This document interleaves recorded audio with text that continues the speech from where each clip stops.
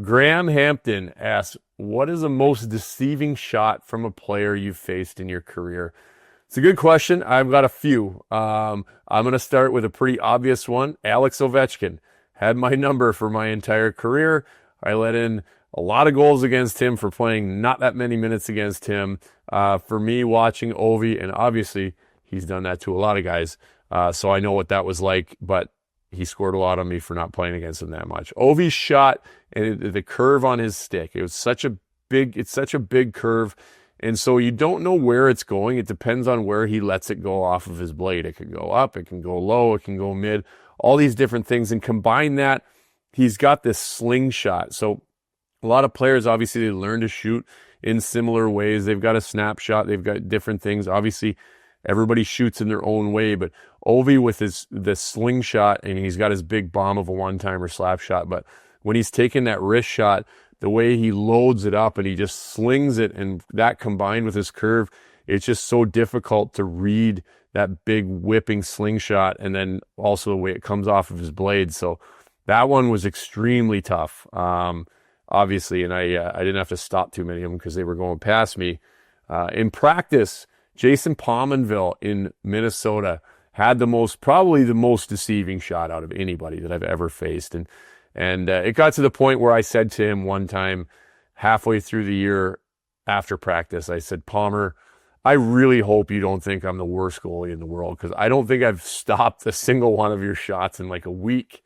And I'm not even joking. He had the exact same release. He was a right-handed shot.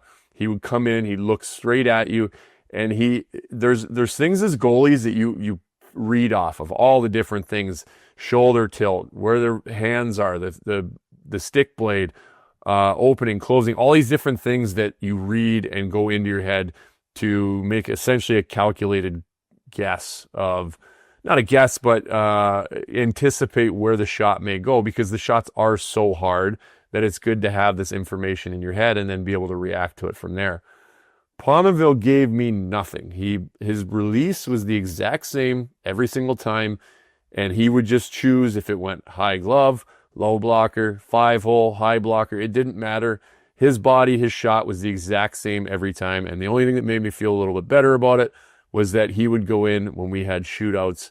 He would go in and do the exact same thing. He would just skate in at a slight angle, head up, stare at the goalie the whole way, and whatever the goalie gave him, he'd rip his shot in there. So that was one of the most deceiving. Going back to my Oilers days, Jordan Eberle was very confusing to me because he didn't have a hard shot. He had a great shot, but it wasn't hard. And when I'd be in there in practice, this wasn't as much for me because I didn't struggle with him in practice. He had a shorter stick, wasn't a big guy.